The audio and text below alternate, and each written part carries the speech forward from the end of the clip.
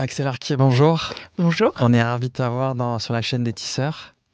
Est-ce que tu pourrais te présenter, s'il te plaît? Oui, alors donc, je suis économiste dans un centre de recherche, actuellement en congé sabbatique, et j'ai créé un observatoire, cofondé un observatoire qui s'appelle l'Observatoire des emplois menacés et émergents, qui est consacré à essayer d'avoir une analyse prospective sur l'impact que va avoir l'IA, notamment générative, sur le marché du travail. Super. Bon, effectivement, l'épisode va beaucoup tourner autour de l'intelligence artificielle. Mais avant de rentrer dans le cœur du sujet, j'aimerais un peu qu'on prenne un peu de recul sur tous ces sujets-là. Et l'idée, c'est de comprendre un peu l'évolution du travail au fur et à mesure des décennies, c'est-à-dire de la révolution industrielle où on a commencé à avoir de l'automatisation. Je pense notamment aux tisserands qui ont été l'une des premières victimes, en tout cas, de cette automatisation, en passant par le taylorisme et également la robotisation et aujourd'hui l'intelligence artificielle. L'objectif, c'est un peu que tu nous décrives quelles ont été les conséquences sur le travail de ces différentes révolutions technologiques. Et après, effectivement, on enchaînera sur la dernière révolution technologique. Donc effectivement, la révolution industrielle qui a lancé l'ère de croissance dans laquelle on est actuellement, parce qu'avant la croissance était relativement plate. Donc l'entrée dans cette ère de croissance s'est faite avec une révolution technologique qui a eu un fort impact sur les travailleurs.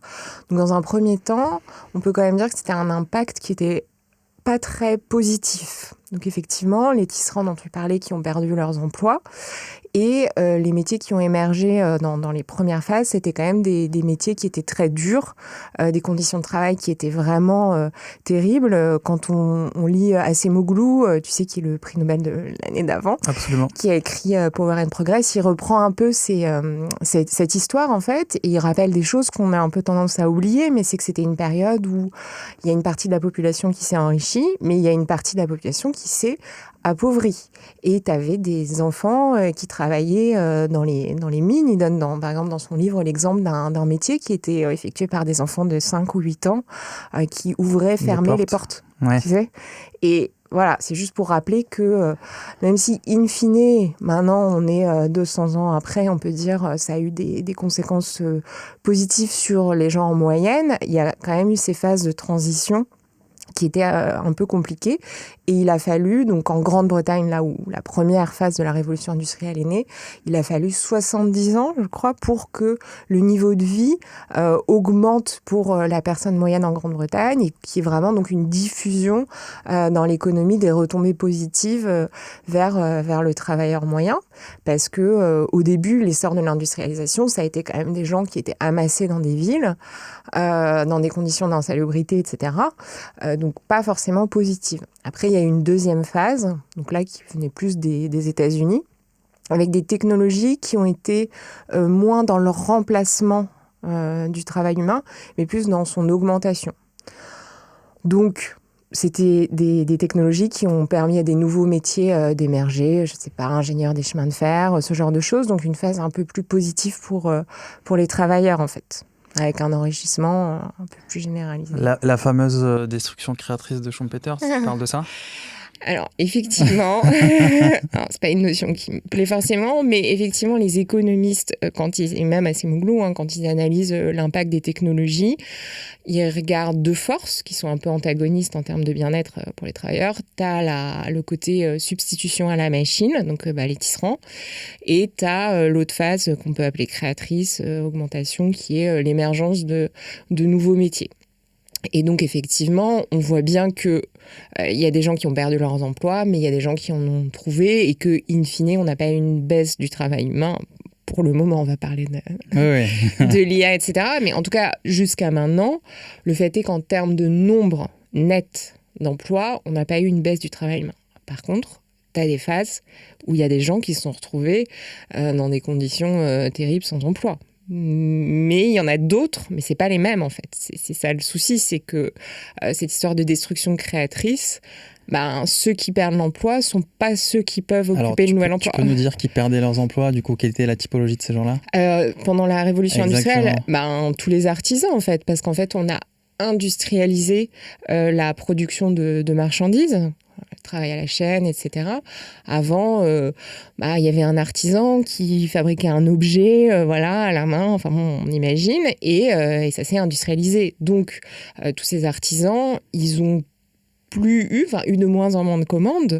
Donc, il reste, en fait, évidemment, encore aujourd'hui, l'artisanat n'a pas complètement disparu, mais on voit que ça occupe moins d'effectifs parce qu'on a eu ce développement d'une masse travailleuse ouvrière, en fait.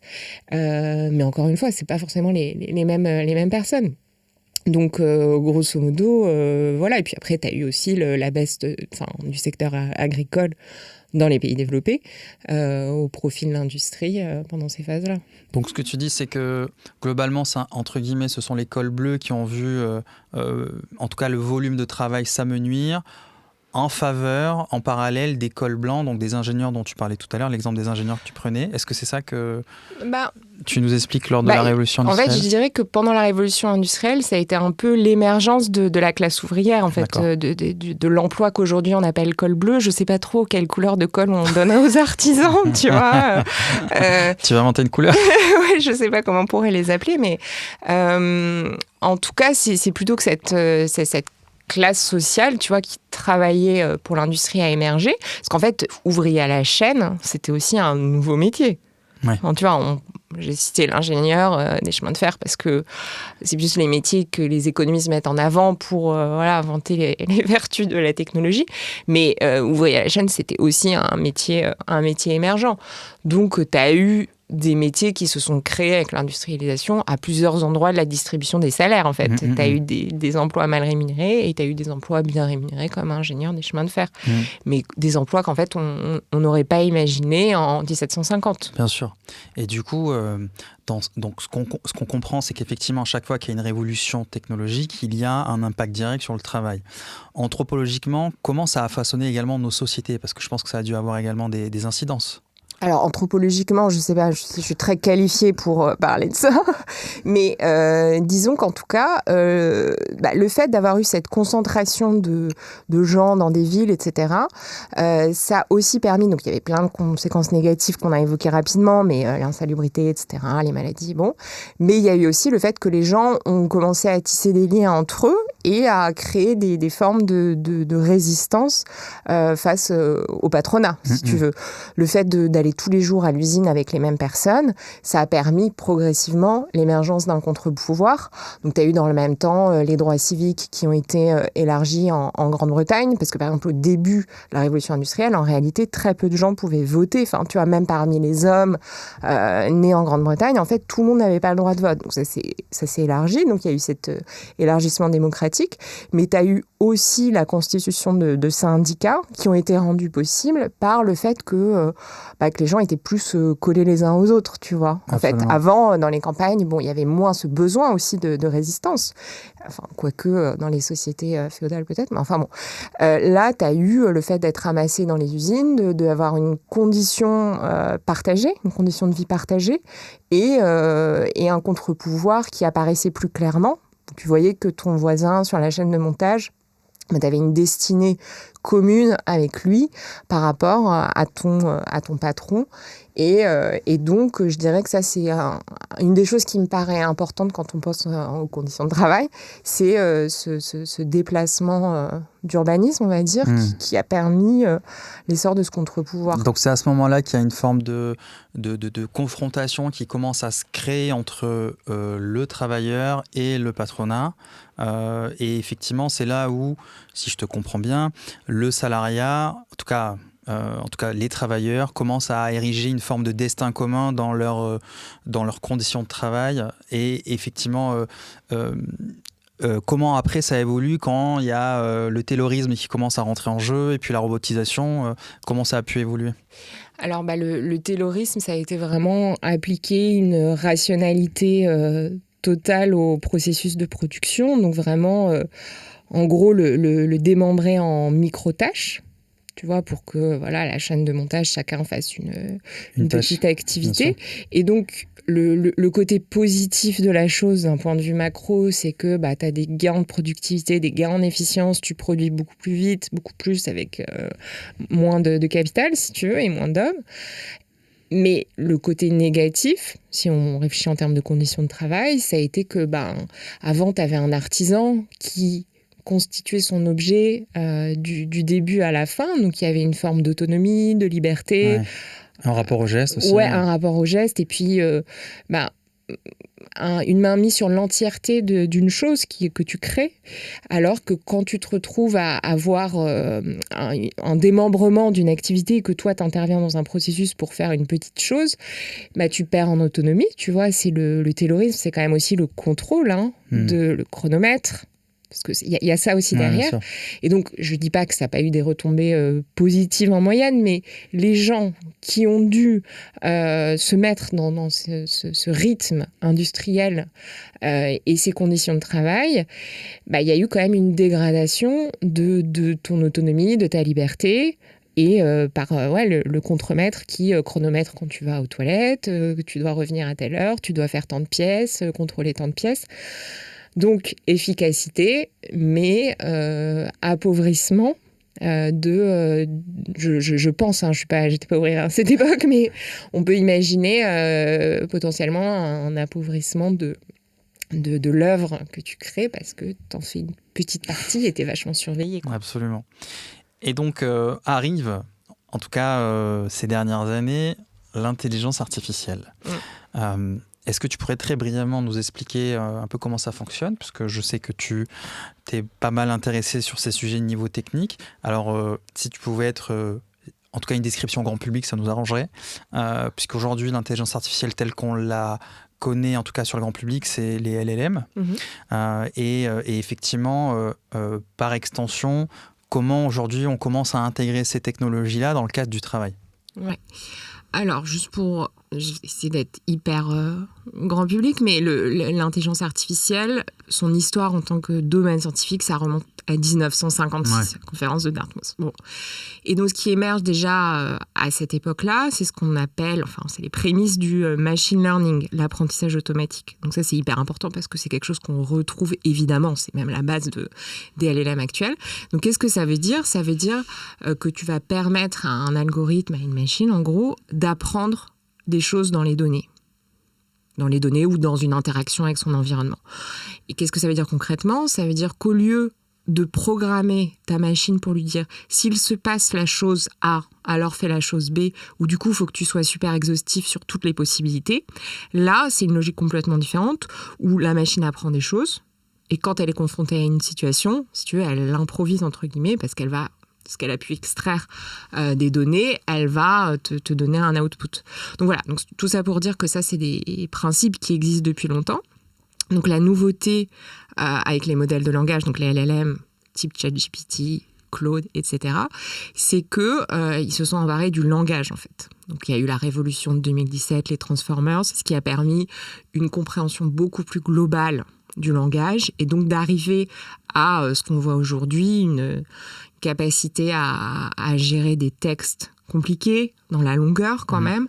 Et donc, qu'est-ce que ça implique pour le travail? Donc, on voit qu'il y a deux dimensions. Tu as la dimension qui vient du machine learning, qui est une forme d'improvisation de la machine, encadrée, mais une forme d'improvisation. Donc, tout n'est pas rigide et codifié.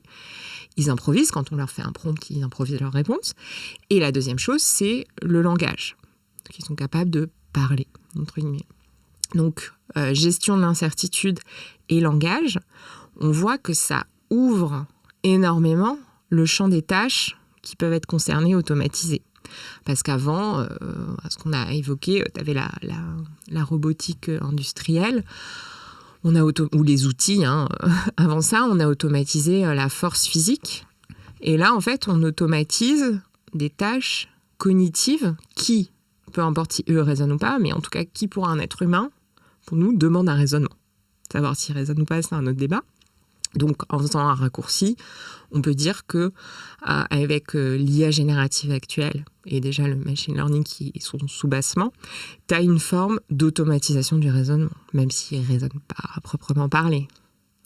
Et donc, ce qu'on remarque, c'est qu'effectivement, on a eu en tout cas une forme de cicatrice suite à la mondialisation et au départ de beaucoup d'emplois en France dans des pays dits tiers-monde à l'époque, en tout cas émergents, notamment l'industrie. Aujourd'hui, on est en train de nous parler d'une suppression massive d'emplois à cause de l'IA. D'ailleurs, quand on regarde l'actualité récente, il y a beaucoup de suppressions d'emplois, notamment aux États-Unis. De mémoire, tu as Amazon, Walmart, etc. qui annoncent à tour de bras des dizaines de milliers d'emplois de suppression parce que justement, ils sont en train de remplacer cela par des IA, en tout cas, notamment sur les postes juniors. D'ailleurs, c'est très drôle puisqu'il me semble qu'aujourd'hui Libération a fait un article sur des emplois français d'ailleurs qui ont été touchés. Au-delà de ces titres anxiogènes qui sont peut-être justifiés, comment toi tu vois la suite? Est-ce que réellement ça va bouleverser complètement le marché du travail français, mais globalement mondiaux? Et est-ce que réellement c'est quelque chose qui va être, des nouvelles qu'on va lire de plus en plus souvent, c'est-à-dire des grands groupes qui suppriment à tour de bras des emplois? Alors, je pense que oui, mais juste avant, je voudrais revenir sur un truc que tu as dit sur le phénomène de désindustrialisation qu'on a connu et sur l'ouverture au commerce, notamment l'entrée de la Chine dans l'OMC, ouverture de nos frontières. Donc ça, c'était 2001. Mais même avant ça, la robotique industrielle. Donc en gros, ça fait 20-25 ans que les pays développés, la France en particulier, se désindustrialisent. Donc des emplois sont détruits. Et à l'époque, ce que les économistes nous disaient, c'était...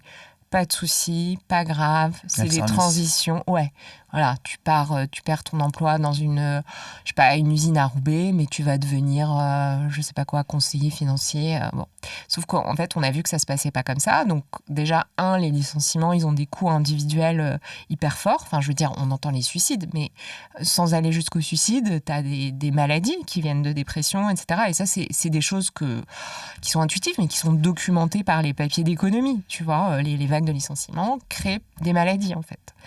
Donc, il y a ce coût individuel, il y a les coûts collectifs, même au niveau de ton économie locale. Tu vois, j'ai un papier avec un co-auteur là-dessus. On voit qu'en fait, ça a un effet néfaste sur ton économie locale. Donc, ce truc de destruction créatrice, moi, je ne souscris pas du tout.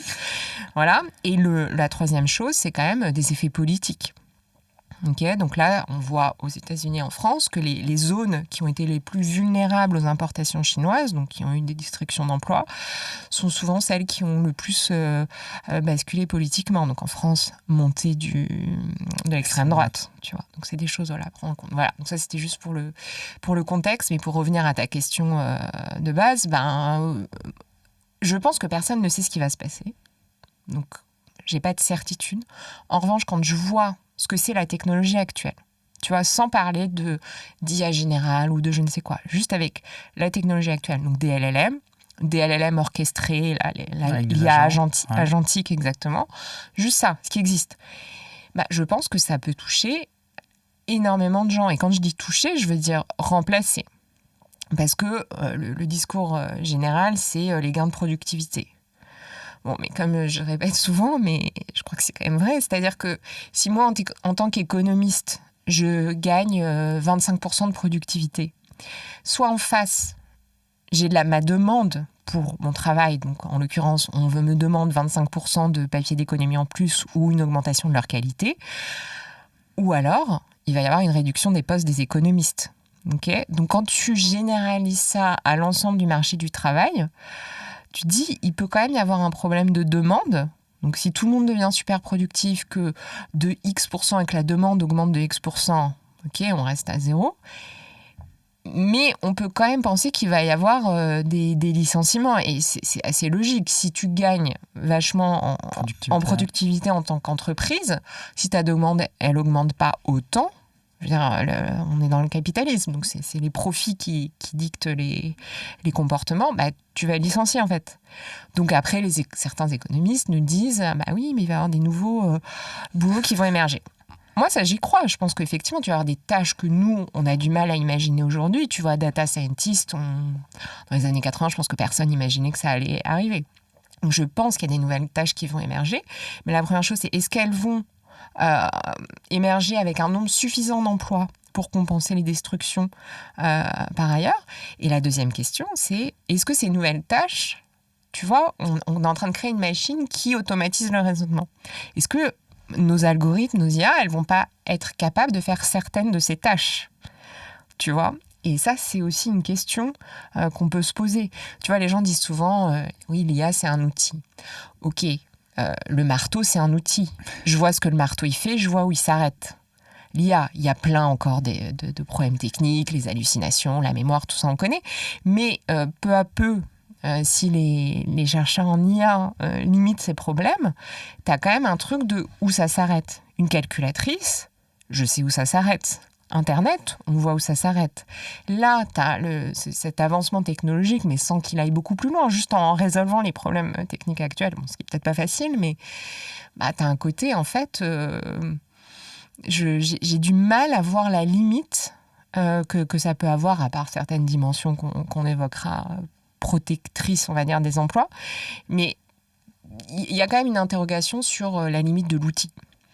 Et donc, effectivement, il y a ce sujet de volume de travail, la demande en tout cas. Et donc, si je t'écoute bien, tu m'as l'air plutôt inquiète sur la partie de destruction d'emplois, sachant qu'en parallèle, la création d'emplois, c'est un point d'interrogation assez important aujourd'hui. Donc, est-ce qu'on peut dire que le taylorisme est de manière plus éloignée, la robotisation et aussi le fait de délocaliser les emplois ouvriers en France dans des pays en développement, on va avoir un petit peu le même phénomène au niveau de ce qu'on appelle aujourd'hui les cols blancs. De taylorisme ? Alors, c'est-à-dire cette destruction d'emplois en France qu'on a eue sur les ouvriers, est-ce qu'on va avoir un peu le même format pour les cols blancs, en fait, pour les cadres, etc. Moi, c'est ce que je crains, c'est qu'effectivement, c'est la première fois qu'on va avoir des emplois comme, je sais pas, on va commencer par mon emploi: économiste, journaliste, comptable, juriste, médecin. Enfin, je veux pas pointer des métiers du doigt, tu vois, mais un certain nombre de métiers col blanc qui vont avoir un choc assez important. Et donc, il va forcément y avoir une destruction d'emplois, je pense, donc un choc, ce que j'appelle le choc LLM, sur le marché du travail. Et après, il y a une autre question, tu dois connaître ce sociologue Juan Sebastián Carbonell, qui parle de taylorisme augmenté. Donc tout ce dont on a parlé sur l'industrie, mais là, ce serait un démembrement des tâches cognitives, avec aussi une perte de ton autonomie sur ta production, tu vois. Je ne crois pas que ce soit l'exemple que lui prenne, mais imaginons dans un cabinet de conseil, un consultant, avant, tu peux travailler en équipe, mais tu crées ton rapport, ou je ne sais pas comment ils appellent ça, de conseil, et que là, en fait, tu vas avoir un LLM ou une IA agentique orchestrant des LLM qui va faire les tâches à valeur ajoutée, et toi, tu vas te transformer en vérificateur. Parce que, comme on disait, il y a encore plein, pour le moment, de limites techniques, les hallucinations, donc tu as un taux d'erreur assez important. Comme tu as un problème de mémoire, quand c'est des choses trop longues, ils peuvent se perdre, etc. Et que, du coup, le travailleur se transforme un peu en vérificateur, tu vois, ou imagine une chaîne de production, une chaîne de montage, mais cognitive, où je ne sais pas, consultante ou même juriste, tu vois, et j'entre à certains points pour vérifier ce qui s'appelle dans les entreprises maintenant Human in the Loop Strategy, quoi. Ça veut dire que tu développes ton IA agentique et tu vas avoir à décider à quel moment tu as une vérification humaine. Donc le souci, c'est de se dire, est-ce que ces postes de vérification des outputs des LLM, ça va être des postes qualifiés et bien rémunérés? C'est pas ce qu'on voit aujourd'hui en tout cas. C'est pas sûr. Puisqu'on voit que, notamment à Madagascar, on a des armées entières qui sont en train d'entraîner les différents modèles LLM justement. Donc tu crois pas que justement ces fameuses vérifications d'output seront également délocalisées dans des pays où la main-d'œuvre elle est beaucoup moins chère que notamment en France, et c'est tout, je dirais, l'histoire du capitalisme, c'est-à-dire je vais là où le profit est le plus important. Alors, effectivement, donc là, tu as plein d'emplois qui sont pour la phase d'entraînement des modèles, qui vont être des phases d'étiquetage des données, donc qui sont faits dans des pays qui ne sont pas les pays développés, et des emplois qui ne sont pas très bien rémunérés, je crois. Et là, la question, c'est est-ce que la vérification d'output, ça va être des métiers bien rémunérés, qualifiés, etc. Donc ça, c'est difficile à dire, parce que je pense qu'il y aura une partie des tâches qui va être pas super bien rémunérée potentiellement, tu vois, parce que peut-être que même nous, on pourrait vérifier un output juridique simple si on nous donne des règles, tu vois, un truc un peu, un jugement humain. Donc je pense qu'il va y avoir probablement une déqualification de pas mal de postes, mais tu vas peut-être avoir aussi des postes un peu de jugement humain qui va perdurer, tu vois, parce qu'en fait, le souci, c'est pour tout ce qui est décision stratégique ou qui ont une certaine responsabilité derrière, comme en fait, ces modèles, ils sont très difficiles à expliquer comment ils sont parvenus à une conclusion. Je pense qu'il va rester quand même une place pour l'humain, pour une responsabilité, tu vois. Parce que c'est tellement difficile, en fait, ils ont des milliards de paramètres. Tu as les labos qui ont développé eux-mêmes les modèles, qui ont des équipes qui sont dédiées tout entières à l'interprétation de ces modèles. Donc l'effet un peu boîte noire. Et c'est compliqué de laisser une boîte noire prendre des décisions stratégiques ou en termes de médecine ou de droit. Donc je pense que tant que ce problème-là n'est pas résolu, parce que tu as des chercheurs qui travaillent là-dessus pour essayer de rendre plus intelligibles les décisions des modèles, là tu peux peut-être avoir des postes un peu plus qualifiés qui vont émerger, et du coup, tu as ton LLM qui te fait son output, et toi, tu es, je sais pas quoi, juriste en chef, et toi, tu seras super qualifié pour dire c'est bon, je valide le contrat, et du coup, s'il y a un problème, c'est toi qui en prends la responsabilité, donc du coup, tu seras bien rémunéré, et moi, un emploi moins qualifié, où je vais juste faire des petits checks, des petites vérifications de plus bas niveau. Donc, c'est possible que tu aies une forme de polarisation avec des métiers déqualifiés qui émergent de vérification un peu subalterne et quelques postes là où il reste du jugement humain et une nécessité de responsabilité qu'on ne peut pas donner à un modèle, une boîte noire, pour le moment, en tout cas avec nos préférences et la technologie actuelle. Donc c'est possible que tu aies vraiment une fragmentation, parce qu'en plus c'est un truc qu'on observe, tu vois, on parlait tout à l'heure de la robotique des années 90-2000 et des traitements de texte, etc. Ce qu'Acemoglu montre, c'est que tu as une polarisation qui s'est créée. Polarisation, c'est quoi ? C'est que tous les métiers intermédiaires sur la distribution des revenus, classe moyenne, ont rétréci, et tu as plus de métiers bien rémunérés et de métiers mal rémunérés. Donc, je sais pas, mais c'est possible que tu aies un phénomène un peu similaire, mais à mon avis avec très peu de métiers en haut. Tu vois, en termes de nombre de métiers. Ouais, si on se projette un peu, on peut peut-être, en tout cas, quantifier une forme de prolétarisation également des cadres supérieurs tels qu'on les voit aujourd'hui, puisqu'ils vont potentiellement se faire remplacer, en tout cas une partie. Tout à l'heure, tu parlais du sociologue Juan Sebastián Carbonell. Lui, dans son livre, il explique également qu'il n'y a pas de fatalisme à avoir vis-à-vis de l'IA. C'est quoi ton avis là-dessus ? Est-ce que c'est trop tard ? Est-ce que la marche, elle est déjà trop loin ? Quand on voit les enjeux économiques immenses qui sont investis sur ces sujets-là, d'ailleurs on parle de budget financièrement parlant, mais il y a des enjeux politiques, notamment les États-Unis qui investissent massivement sur ces sujets-là. Est-ce que tu penses qu'il faille être fataliste sur ces sujets-là, ou potentiellement il y a quelque part des gens responsables et raisonnés qui pourraient faire un peu une marche en arrière, excuse-moi. Écoute, j'espère que c'est possible, et je pense que les messages... Alors t'espères, mais qu'est-ce que tu penses réellement au fond de toi ? Moi, c'est ça qui m'intéresse. En tout cas, d'abord, après je vais dire ce que je crois, mais je pense que là où Juan Sebastián Carbonell a raison, là où Acemoglu a raison, c'est que les choix technologiques, c'est des choix politiques déguisés. Ça, c'est clairement, tu vois, quand tu choisis de développer une forme technologique, tu sais comment... Enfin, tu as une vague idée de comment ça va bouleverser le rapport de force entre capital et travail. Moi, c'est quand même comme ça que je vois les choses, pour schématiser. Tu as le rapport de force capital-travail.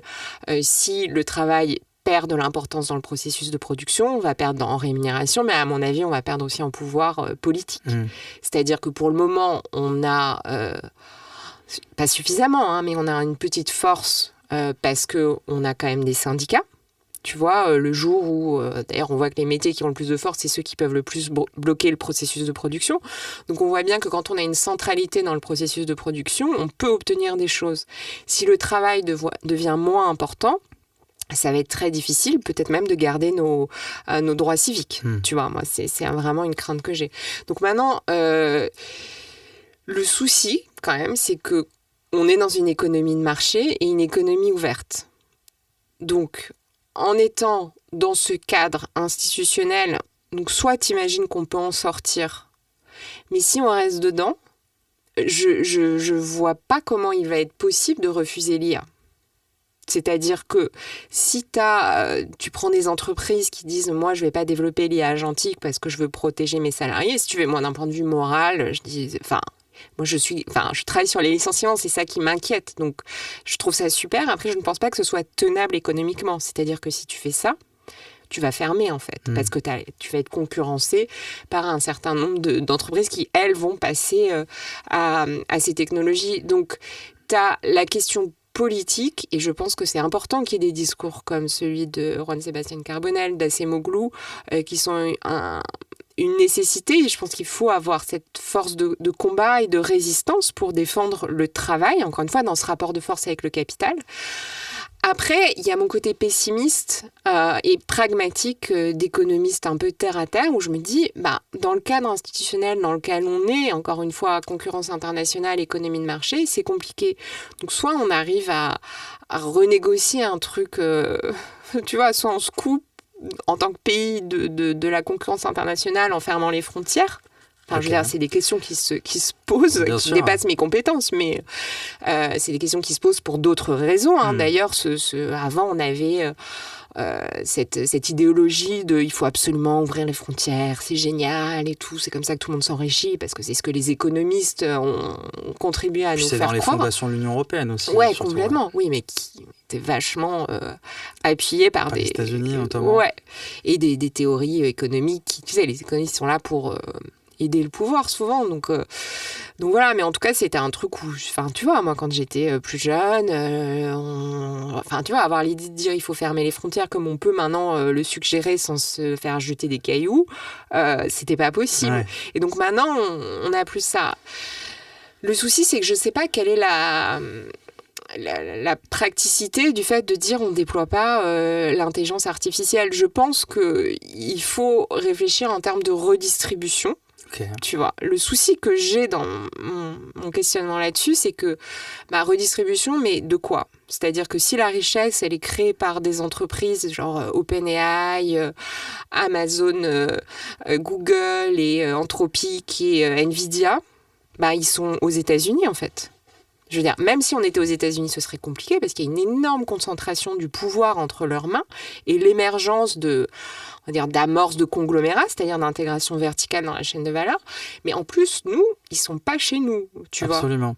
C'est intéressant parce que tu me fais une super passe pour la prochaine interrogation. C'est l'histoire de souveraineté.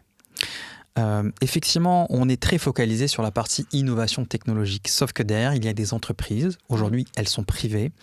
On voit, en tout cas, on aperçoit que cette innovation technologique va avoir des conséquences aujourd'hui assez importantes sur la partie travail, mais également sur la partie politique, comme tu as pu le dire, et notamment le rapport de force entre la force de travail et les propriétaires du capital. Quid de cette souveraineté de l'intelligence artificielle et de ces technologies, puisque à l'heure où on se parle, si on réfléchit d'un point de vue français, notre fleuron en tout cas, c'est Mistral. Mistral, dans son capital, c'est surtout très marqué américain.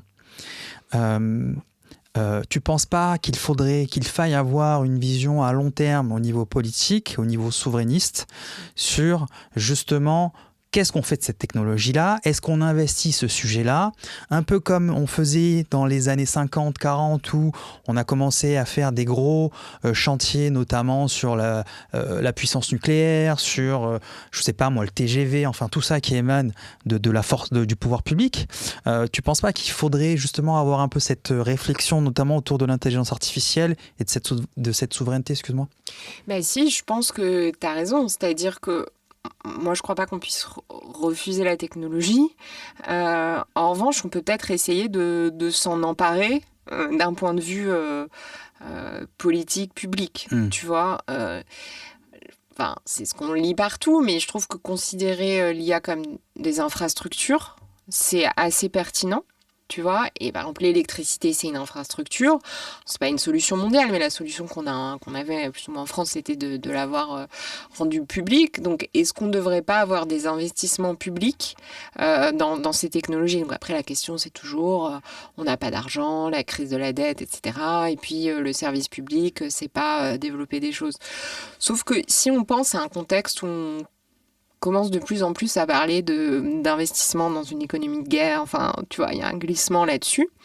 L'IA, si on est vraiment dans un contexte de guerre, en fait, ça devient, c'est plus seulement, je dis seulement entre guillemets, sauvegarder des emplois. C'est-à-dire que on voit dans la guerre, le conflit ukrainien. C'est quand même, l'IA est devenue centrale pour tout.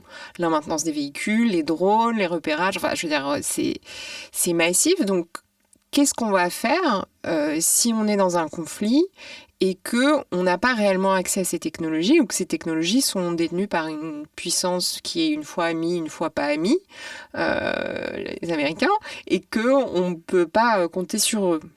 Donc, moi, ce que je me dis, c'est qu'on parle de dégager des fonds pour l'armée. Ok. Est-ce qu'il ne faudrait pas se dire, l'IA, en fait, c'est non seulement une question de souveraineté économique, mais de souveraineté militaire, tu vois? Et souvent, les investissements de ce type-là permettent de développer les technologies. Tu vois, l'armée américaine... quand même permis l'essor d'Internet, par exemple. Enfin, je veux dire... Donc, est-ce que ce serait une possibilité, tu vois, de trouver des fonds publics, parce qu'en ce moment, c'est quand même pas facile, de ce point de vue-là, parce que en fait, cette technologie, elle a quand même toutes les caractéristiques qui font penser que ça se prêterait à avoir un trait public, sous une forme ou une autre, parce que tu as des énormes économies d'échelle, tu as des investissements massifs au début, tu vois, pour développer un modèle. C'est un pays qui pourrait se le permettre. Ouais, voilà. Et bon, le privé, effectivement, Mistral a des capitaux qui sont pas forcément français et puis peut pas apparemment vraiment faire face en termes d'investissement à OpenAI et compagnie, tu vois. Donc voilà, j'ai pas de solution, mais en tout cas, c'est sûr qu'il faut réfléchir à où va être créée la richesse. Et pour le moment, elle est pas chez nous, tu vois. Mais avant, tu avais des innovations qui venaient d'ailleurs, mais avant la désindustrialisation, mais on était quand même obligé de produire sur place, donc on détenait quand même quelque chose. Là, on peut vraiment s'interroger sur... tu vois, parce que quand on parle de redistribution, en fait, pour redistribuer, il faut prélever. Ok, et si la richesse n'est pas sur notre territoire, c'est compliqué. Et puis même aux États-Unis, si tu as l'émergence de ces conglomérats, cette intégration verticale, tu vois, imagine Microsoft, plus Nvidia, plus OpenAI qui font une forme d'entreprise unique. Si tu es le gouvernement, comment tu peux prélever sur une entreprise qui a tant de pouvoir ? C'est compliqué. Absolument. Je veux dire, même si tu es dans le bon pays, entre guillemets.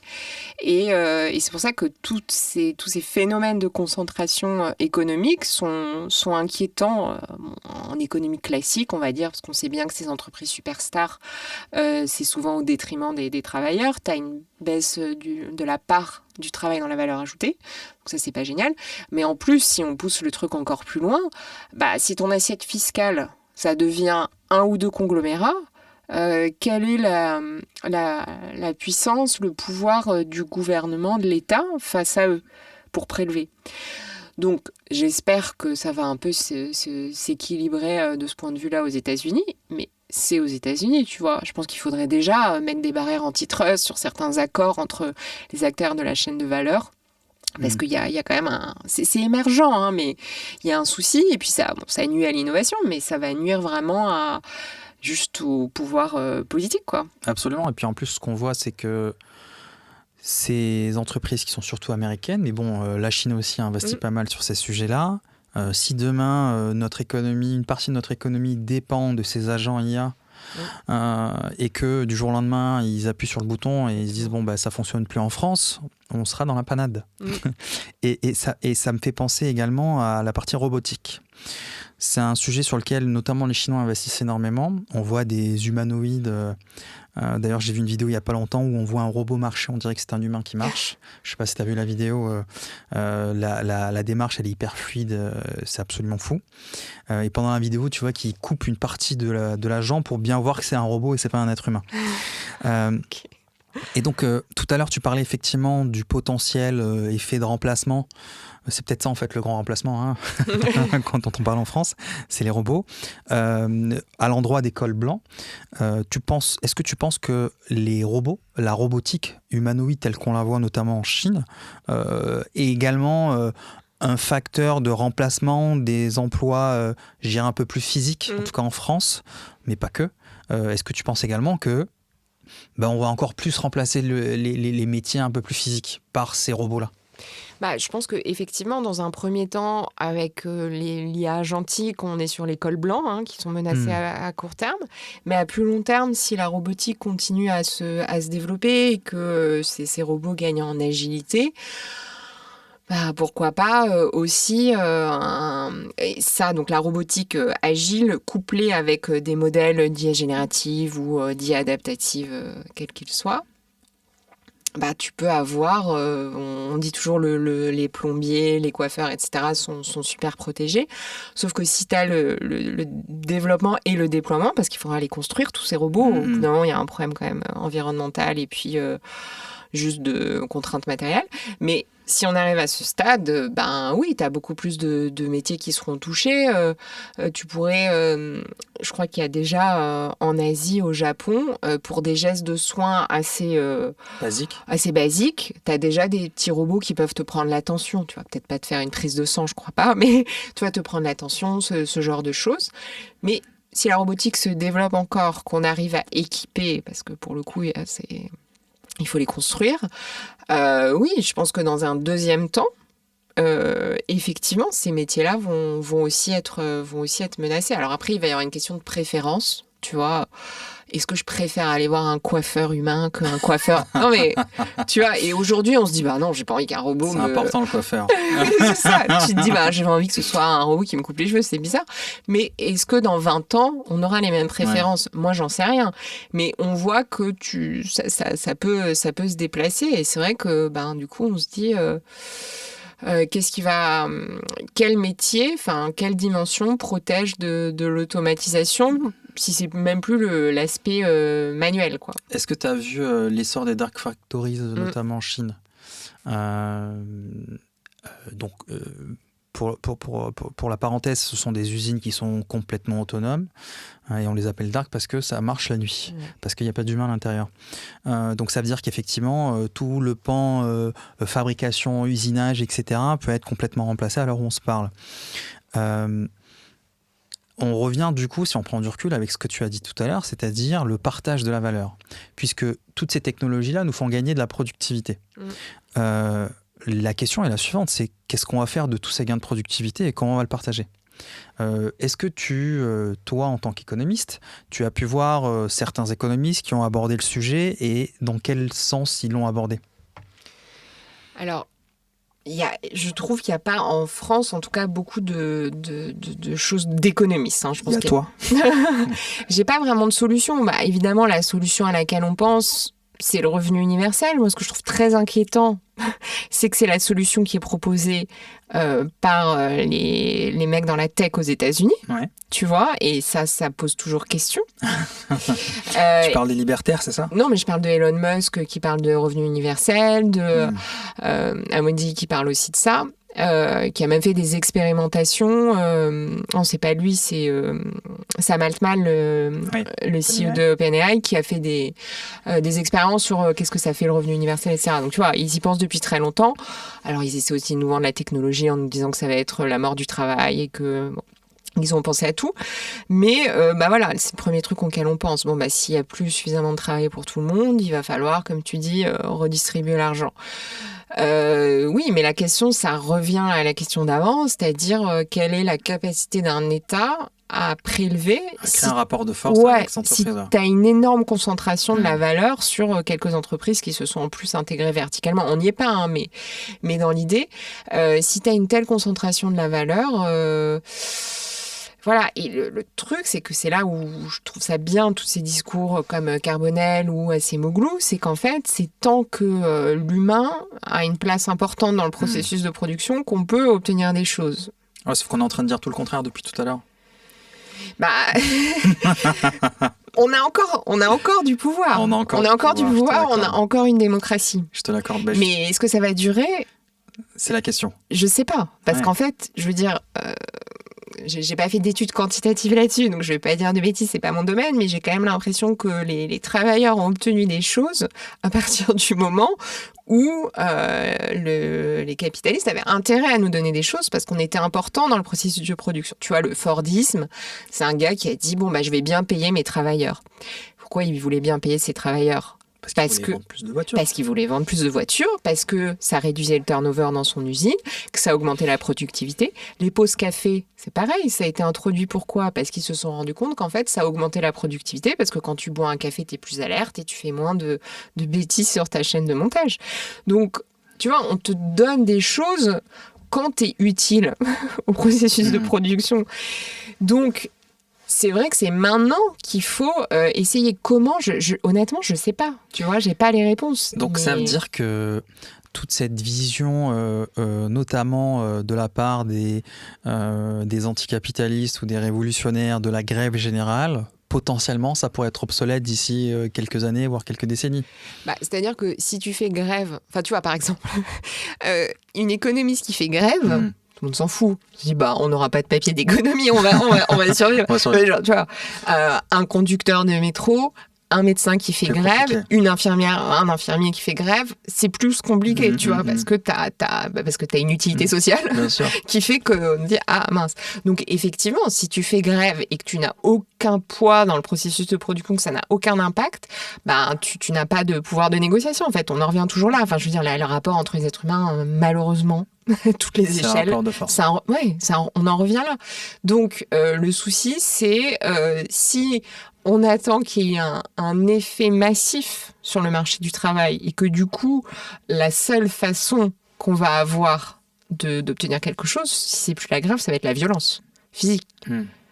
Parce que si tu fais grève et que tu peux pas faire grève parce que tu n'as plus d'emploi, on voit bien qu'on bascule dans des logiques, pour le coup, purement révolutionnaires. Ouais. Si tu n'as plus d'utilité sociale... Donc c'est ce qu'on voit en fait, et ce qui est en train de se passer, c'est que cette rupture technologique a des implications directes sur, effectivement, la partie... anthropologique, puisqu'on parlait de gestes tout à l'heure, du geste du travail, mais également politique et social. Donc en fait, ça a une incidence qui est globalisée dans tous les pans de nos vies. D'ailleurs, ça me fait penser à une chose. Tout à l'heure, tu parlais de productivité. Ça fait, sauf faire de ma part, je crois que c'est novembre 2022, ChatGPT. Depuis, il y a quand même beaucoup d'entreprises qui ont investi dans ces sujets-là. Est-ce qu'il y a des gains de productivité depuis entre 2022 et maintenant? Est-ce qu'on voit des gains de productivité grâce à l'IA? Et qu'est-ce qu'en tirent aujourd'hui les entreprises de ces sujets-là? Alors, il commence à y avoir apparemment, c'est surtout sous forme d'enquête. C'est-à-dire qu'au niveau macro... C'est pas quantifié encore. Au niveau macro, tu vois pas une augmentation de gains de productivité énorme. Par contre, dans les enquêtes, tu as l'enquête de Wharton, tout ça, sur les usages. On interroge des dirigeants, qu'est-ce que vous en pensez? Apparemment, il y a des gains de productivité, des retours sur investissement. Mais on ne le perçoit pas au niveau macro. Mais je pense que c'est pas très étonnant. C'est-à-dire que, je prends souvent cet exemple, mais l'électricité, on a mis 40 ans avant de voir des effets sur la productivité. D'accord. Bon, c'est super long, je pense que là, ce ne sera pas aussi long. Mais parce qu'en fait, sur toutes ces technologies à usage général, donc qui modifient l'ensemble des secteurs, il faut des organisations innovationnelles, tu vois, organisationnelles. Donc c'est par exemple la chaîne de montage. Les usines ont dû se réorganiser autour de la chaîne de montage pour vraiment bénéficier de l'électricité et que ça se matérialise. Là, de la même façon, je crois que pour le moment, dans les entreprises, tu as un recours au LLM, voilà, en tant que, pour le coup, vraiment outil, quoi. Je l'appelle, je lui pose une question, hop. Mais là où on va avoir des vrais gains de productivité et des licenciements, c'est avec le déploiement de l'IA agentique. Et l'IA agentique, c'est vraiment, tu vas essayer de remplacer des vrais workflows, tu vois, entiers, avec une orchestration de LLM. Et ça, c'est quand même balbutiant. C'est-à-dire que pareil, l'étude de Wharton et de McKinsey, d'ailleurs, je crois, tu vois qu'il y a des entreprises, même les plus grosses, hein, elles ont commencé un peu à déployer, mais tu vois, sur des petits projets. Donc, c'est pas déployé en réalité. Donc, il va falloir une telle réorganisation qu'en fait, je pense que c'est trop tôt pour dire ça a des effets, ça n'a pas d'effet.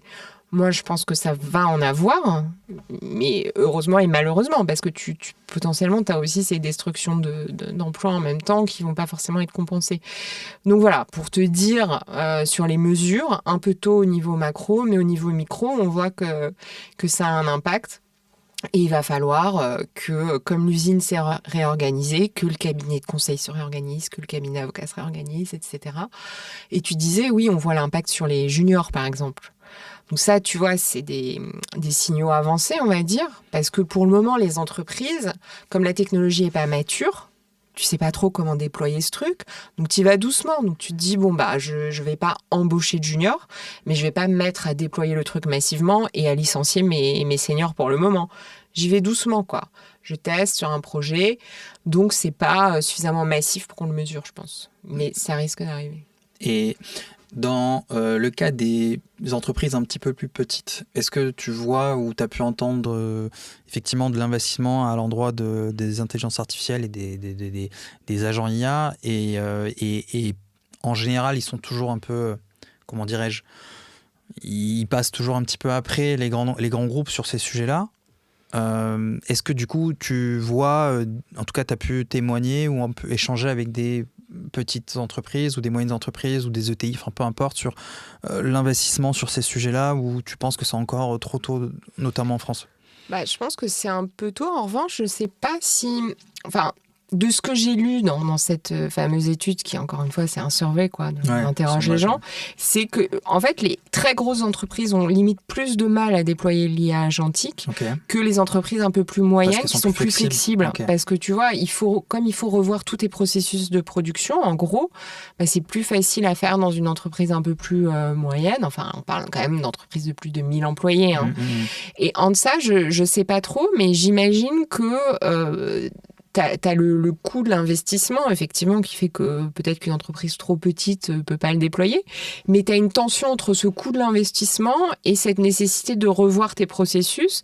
Donc, tu en as un qui favorise les grosses entreprises, le coût de l'investissement, mais cette nécessité de réorganisation, elle favorise les entreprises de taille un peu plus modeste, parce que c'est plus facile quand t'as pas 10 000 employés, quoi. Il y a un paradoxe qui est à l'ordre du jour un peu en France. C'est que, ça fait depuis maintenant quelques minutes qu'on parle de l'intelligence artificielle et de toutes les conséquences que ça peut avoir, notamment sur l'emploi et le travail. Et en parallèle, en France, on parle souvent de réindustrialisation. Ce qui peut paraître paradoxal, puisque d'un côté, on parle de destruction d'emplois et de l'autre, on se dit on va rameuter de l'emploi en France. Quand on regarde les chiffres, notamment la production industrielle en France, on voit qu'il y a eu un énorme gap post- et pré-Covid. Sauf erreur de ma part, je crois on n'a toujours pas retrouvé les mêmes niveaux de production industrielle avant le Covid et maintenant. Est-ce que tu ne penses pas que la réindustrialisation qui est prônée par nos politiques en France est une chimère au vu de ce qui est en train de se passer sur le marché de l'emploi et sur cette automatisation, robotisation et intelligence artificielle? Alors, j'ai pas les chiffres non plus, mais je crois qu'effectivement, ce projet de réindustrialisation, en tout cas, ça s'est pas matérialisé. Alors, il y a plus de fermetures que d'ouvertures d'usines en France depuis 2 ans. Bon, voilà, c'est un peu l'idée que j'en avais. Est-ce que c'est une chimère? Je crois que c'est très difficile à faire parce qu'on a laissé partir beaucoup de savoir-faire en fait. Tu vois, pour ouvrir une usine, t'as des nécessités d'avoir des sous-traitants à côté, t'as des nécessités de trouver des travailleurs. Et en fait, le savoir-faire industriel, comme ça fait 25 ans qu'on se désindustrialise, si tu veux ouvrir une usine, tu vas avoir des problèmes de recrutement. Tu vas avoir des problèmes à trouver, parce que parfois, tu as besoin d'une localisation proche, des sous-traitants qui soient, tu vois, un tissu industriel dans lequel t'insérer, sans avoir à tout importer de très loin. Donc, c'est difficile à faire comme ça, parce que tu as tous ces effets de concentration qu'on a désagrégés complètement. Donc, reconstruire à partir d'un tissu industriel qui est éclaté, c'est compliqué. Donc, ça prend du temps. Moi, je pense pas qu'il faille laisser tomber cette idée. Ça me choque pas que ça prenne du temps. Parce qu'il y a vraiment, autant sur l'IA, les sujets de formation, je trouve ça pas adapté. En revanche, sur la réindustrialisation, il y a un vrai sujet de formation, tu vois, parce que les filières qui sont plus porteuses, parce qu'on n'avait plus ces emplois en France, elles se sont dépeuplées. Donc en fait, si tu es un industriel que tu veux ouvrir une usine, très vite, tu vas te heurter à ça. Donc il faut un projet un peu plus centralisé, quoi. C'est-à-dire que, je sais pas, t'es la région Occitanie qui se dit je veux rameuter telle industrie, il faut que je réfléchisse à qui est tel sous-traitant aussi, pour mes formations, il faut que je fasse revenir tel type de métier, tu vois. Donc je pense qu'il faut une réflexion un peu régionale, collective, et que juste mettre une subvention, ça va pas forcément suffire parce qu'il faut le tissu local, quoi. Ça me fait penser à l'usine Insect. Donc c'était une usine qui est, je sais plus en France, qui avait pour ambition de créer de l'alimentation à base d'insectes, que ce soit pour les animaux mais également l'alimentation humaine. Il y a eu plusieurs centaines de millions d'euros notamment d'argent public investi sur cette usine-là, et malheureusement il n'y a pas plus tard qu'une semaine elle a fait un dépôt de bilan et elle est en train de fermer. Est-ce que tu connais l'histoire de Twingo et Renault? Donc il y a une nouvelle Twingo qui est en train d'être mise sur le marché, et Renault s'est rendu compte qu'elle n'avait pas les capacités, en tout cas les mêmes capacités que ce qui pouvait exister en Chine pour la conception d'un véhicule.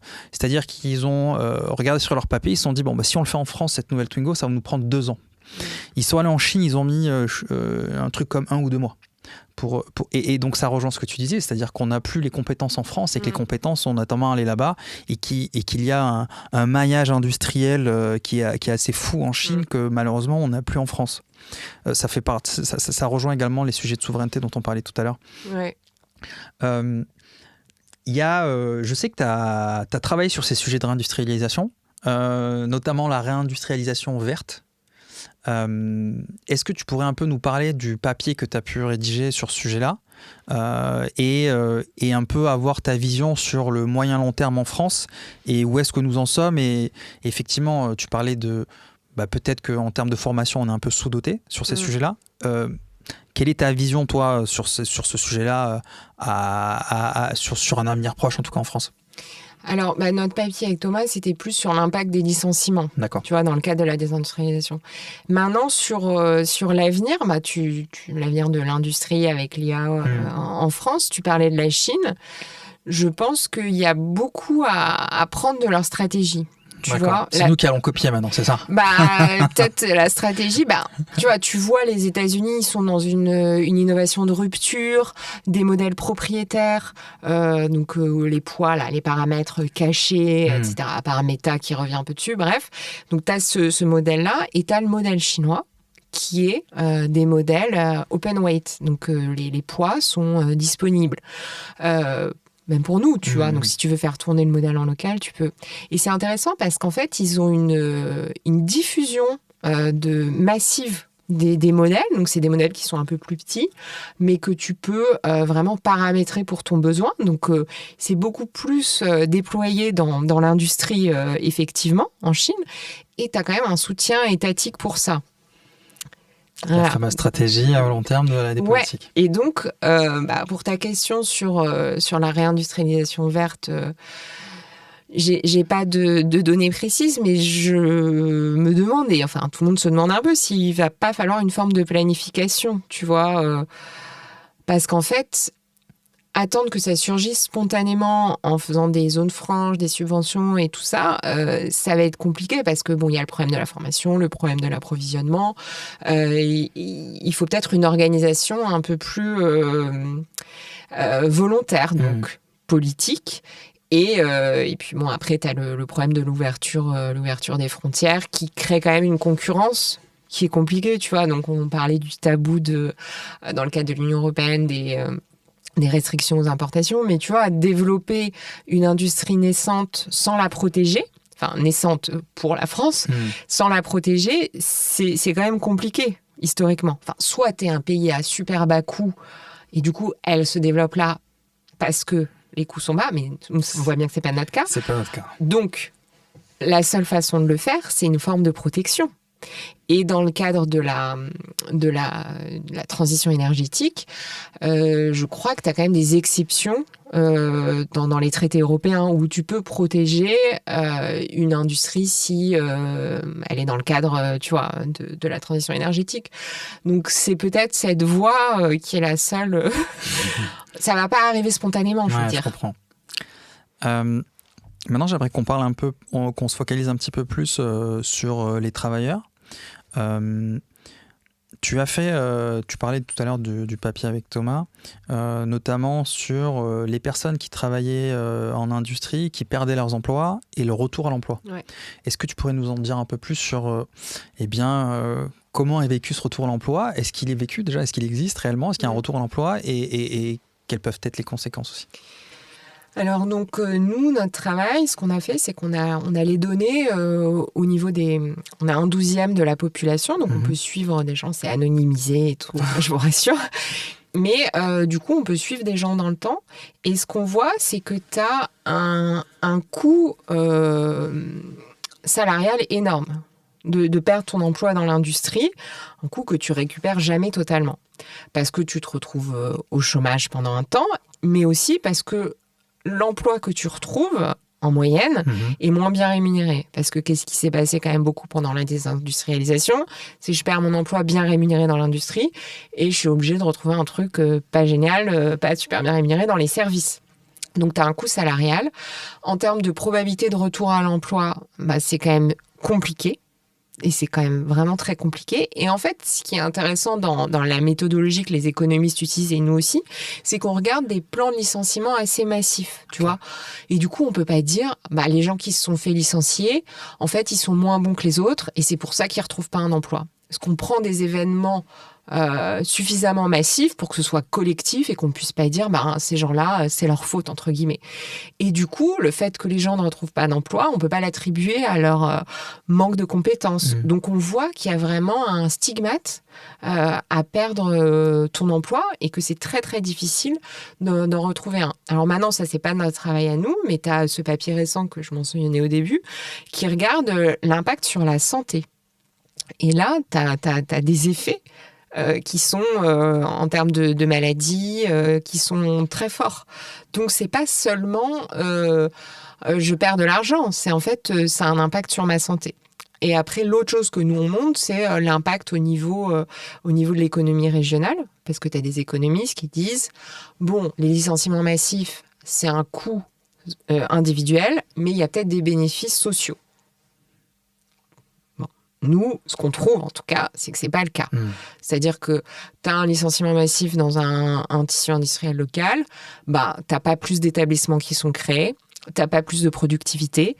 Donc, la destruction créatrice, en tout cas, sur nos données en France, nous, on la trouve pas. Donc, ça veut dire que c'est coûteux individuellement et coûteux socialement.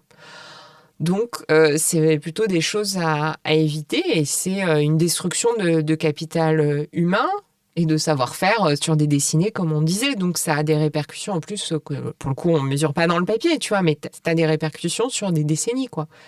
Tout à l'heure, tu disais qu'une fois que tu as perdu ton emploi et que tu en retrouves un autre, il y avait un gap salarial. Donc on rentre directement dans le sujet du pouvoir d'achat en l'occurrence. On sait qu'il y a maintenant depuis plus d'une décennie une forme de politique favorable à gérer au bas salaire. C'est-à-dire que les politiques ont mis en place notamment des exonérations de cotisations patronales pour que justement on puisse tirer les salaires au plus bas. Est-ce que tu pourrais nous dire quelle est la logique de cette politique du bas salaire et bon, les conséquences, tu viens d'en parler, puisqu'il y a des conséquences notamment en termes de santé mentale, mais pas que. Pourquoi nos politiques essaient d'avoir, en tout cas de tirer les salaires au maximum vers le bas? Tu sais, on en revient toujours à ce débat, j'allais dire axiomatique, enfin tu vois, ce débat vraiment original entre les économistes. Enfin, je veux dire, tu prends n'importe quel sujet, en fait, t'en reviens à ces deux camps. Je dis camp parce que je pense que c'est quand même des choix idéologiques. T'as un camp qui va te dire les problèmes dans l'économie sont liés à une insuffisance de la demande, donc il faut augmenter les salaires, Keynes. Et t'as l'autre équipe qui va te dire, en fait, le problème dans l'économie, pourquoi on n'a pas assez de croissance, pas assez de PIB, c'est qu'il faut baisser le coût du travail. Donc, ceux qui vont vouloir baisser les cotisations sociales pensent que le problème d'une croissance insuffisante, je mets de côté l'innovation, qui est encore autre chose, c'est que le coût du travail est trop élevé. Mais si tu vois les choses avec l'autre prisme, plus keynésien, tu vas dire, bah oui, mais c'est un peu l'idée de Ford, même s'il n'était pas keynésien, mais bah oui, mais si je baisse mes salaires, du coup, je baisse ma demande. Donc voilà, pourquoi est-ce qu'il y a eu ces politiques ? Parce que c'est des gens qui ont ces idées-là, in fine, et qui pensent que si tu baisses le coût du travail, du coup, les entrepreneurs vont plus embaucher, du coup, il y aura plus de production. L'autre équipe va te dire, bah oui, mais si tu baisses les salaires, il y aura moins de demandes. S'il y a moins de demandes, il y a moins de production. C'est ce que tu privilégies la demande ou là. Et donc, avec tes lunettes d'économiste, puisque c'est une politique qu'on mène depuis plus d'une dizaine d'années, si ce n'est plus, quels sont les effets sur l'emploi, du coup ? Tu as des études de l'IPP qui regardent l'effet du CICE. Tu sais, c'est ce crédit d'impôt, là, d'il y a quelques années. Et qui était censé, justement, stimuler l'emploi. Apparemment, il y a très peu d'effets. Alors, est-ce que tu peux nous dire qu'est-ce qu'était censé faire le CICE ? Enfin, en tout cas, qu'est-ce qu'il a fait ? C'était un crédit d'impôt. Je ne sais plus honnêtement exactement le dispositif, mais ça revenait à baisser tes charges. Donc, baisser tes charges pour les entreprises. Donc, c'était plus l'idéologie numéro 2 dont on parlait, qui s'inscrit dans ce que tu disais. Donc, je baisse mes charges avec ce dispositif à vérifier les détails. Et du coup, j'espère que ça va permettre de créer plus d'emplois. Et cette étude de l'IPP, si je ne me trompe pas, montre que les effets sur l'emploi sont très très modestes. Il trouvait peut-être un petit truc positif, mais c'était vraiment pas grand-chose. Donc, je ne peux pas te donner un résultat universel. En tout cas, il semble que ça ne marche pas extrêmement bien, on va dire. Alors après, les défenseurs de ces politiques vont dire qu'il y a d'autres facteurs, etc., etc. Donc, en tout cas, ce n'est pas limpide. Ce n'est pas je baisse les charges et du coup, l'emploi est créé. Mais d'un autre côté, on a eu cette logique aussi des 35 heures, de dire, enfin, je trouve ça super les 35 heures, c'est pas pour... mais de dire ça va créer des emplois. On n'a pas eu non plus des effets massifs sur l'emploi grâce à cette réduction du temps de travail, même si ça a eu plein d'effets bénéfiques pour d'autres choses. Mais ça n'a pas vraiment créé d'emplois. Donc en fait, ce qu'on est en train de voir, c'est qu'il y a une intrication très importante entre les velléités politiques et l'emploi, notamment en France, mais pas que. Il y a eu une étude en 24 de Thomas Coutreau sur les conséquences politiques du travail en France.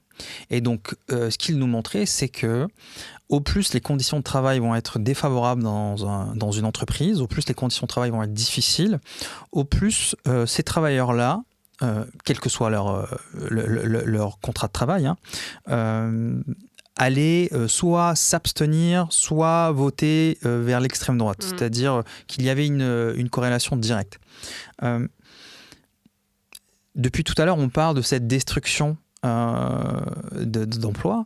Je sais que toi, tu as travaillé sur les licenciements et la c'est un mot compliqué. J'y arrive pas. Désindustrialisation. Merci beaucoup. Est-ce que on pourrait dire que toute cette destruction d'emplois qui est en cours, mais qui va également probablement arriver dans les prochaines années, voire prochaines décennies, va continuer à appuyer sur le bouton du populisme tel qu'on le voit dans tous les pays occidentaux et peut-être pas que? Moi, en tout cas, c'est une crainte que j'ai. Parce qu'effectivement, ce qu'on disait sur l'ouverture au commerce, donc destruction d'emplois aux États-Unis, et ça a aussi été montré en France, on voit une montée aux États-Unis, c'était il y a que 2 partis, donc c'était pas vraiment un vote plus à droite, mais c'était des républicains qui devenaient plus extrêmes dans leur positionnement politique, donc une polarisation politique. Et en France, c'était vraiment cette montée de l'extrême droite. Donc, si on établit un parallèle, on peut se dire même cause, même conséquence. Donc, si on a une destruction d'emplois massive dans les métiers de col blanc, est-ce qu'ils vont aussi se tourner vers l'extrême droite ?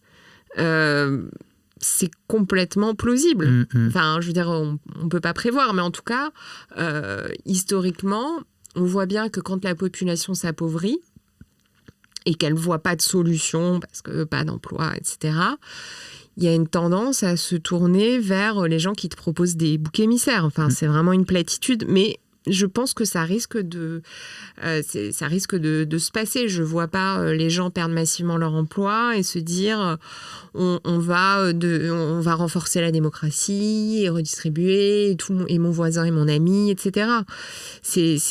Donc il y a un vrai risque de polarisation politique de la même façon. Après, peut-être qu'il va se passer d'autres choses au même moment, tu vois, une guerre ou je ne sais quoi. Et là, c'est imprévisible, mais c'est un vrai risque, ouais. Est-ce que tu ne penses pas que du coup, toute la politique que mène notamment l'Union européenne, qui a des incidences directes sur la température sociale de notre pays, va du coup accélérer un peu je dirais cette émergence des partis populistes et notamment de l'extrême droite?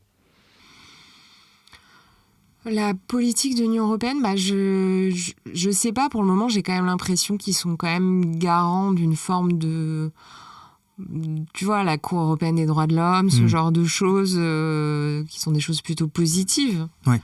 Après, si tu veux dire les politiques très libérales, de nous forcer à ouvrir les frontières encore plus, les nouveaux traités de libre-échange, ce genre de choses...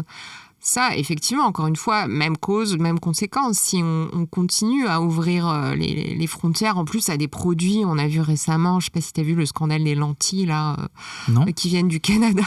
Tu vois, le traité de libre-échange avec le Canada. Là, Mercosur. Non, je ne sais plus comment il s'appelle. Il a un autre nom, je crois. Non, Mercosur, c'est avec l'Amérique du Sud. Ouais, donc bref, c'était il y a 1 ou 2 ans, je crois, qu'on l'a signé.